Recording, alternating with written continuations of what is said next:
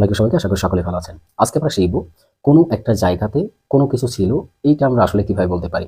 অর্থাৎ আমরা অনেক সময় বলি যে আমার বাড়িতে একটি কুকুর ছিল, আমার বাড়িতে একটি গরু ছিল, আমার বাড়িতে একটি ল্যাপটপ ছিল। এই যে অতীতে কোনো একটা কিছু আমাদের ছিল বা কোনো জায়গাতে কিছু ছিল, এইটাকে বলার জন্য আসলে কিভাবে বলতে হয় সেটা আমরা শিখব। তো এইটার জন্য আমাদের প্রথমে যেটা প্রয়োজন হবে সেটা হচ্ছে সেন্টেন্স মেকিংটা। তো সেন্টেন্স মেকিংটা কিভাবে হয় চলুন একটু দেখি। এটা আপনাদের মুখস্থ করতে হবে না, জাস্ট আপনারা একটু দেখে রাখবেন।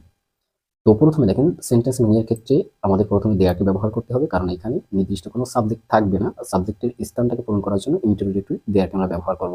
এরপরে অজ অথবা ওয়ারকে যে কোনো একটাকে ব্যবহার করব আমাদের পরবর্তী সাবজেক্ট অনুযায়ী, ঠিক আছে। অর্থাৎ সাবজেক্ট একটি থাকলে বা একজন ব্যক্তি থাকলে আমরা অজকে ব্যবহার করব, যদি একের অধিক ব্যক্তি বা বস্তু বোঝায় সেক্ষেত্রে ওয়ারকে ব্যবহার করব।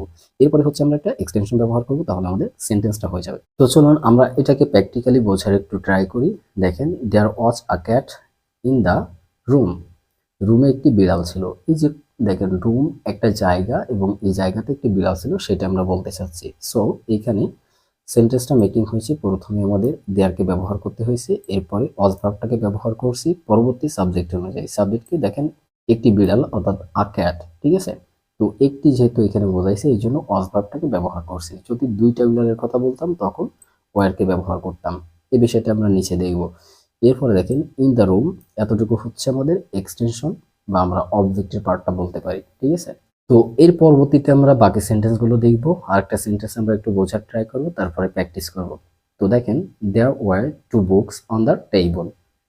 টেবিলের উপর দুইটা বই ছিল। দেখেন অতীতে ছিল সেটা কিন্তু আমরা বলতেছি, অর্থাৎ এই জিনিসটা আগে ছিল সেটা বলার ট্রাই করতেছি। এইখানে দেখেন দেয়ারটা হচ্ছে সাবজেক্টের স্থানে বসছে, অর্থাৎ ইন্ট্রোডিক্টরি দেওয়ার হিসাবে বসছে। এরপরে হচ্ছে ওয়ারকে ব্যবহার করছি আমরা ভার্ব হিসাবে। কেন? কারণ এর পরের সাবজেক্টটা হচ্ছে প্লুরাল, অর্থাৎ একের অধিক বুঝাইছে। টু বুকস মানে দুইটা বই, এই জন্য হচ্ছে এখানে ওয়ার ভার্বটাকে বসাইতে হয়েছে। এরপরে দেখেন অন দ্য টেবল, এতটুকু হচ্ছে আমাদের এক্সটেনশন।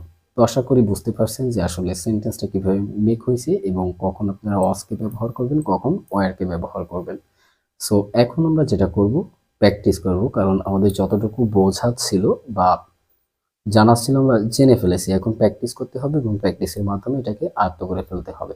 তো পরবর্তী সেন্টেন্সগুলো আমরা প্র্যাকটিস করি। দেখেন, there was a storm last night. গত রাতে একটি ঝড় হয়েছিল। There was a noise outside. বাইরে একটি শব্দ হচ্ছিল। There were three chair in the hall. Hall রুমে তিনটি চেয়ার ছিল বা হলে তিনটি চেয়ার ছিল। There was a phone call for you. তোমার জন্য একটি ফোন কল এসেছিল। There were birds on the tree. গাছে পাখিরা ছিল। There was a light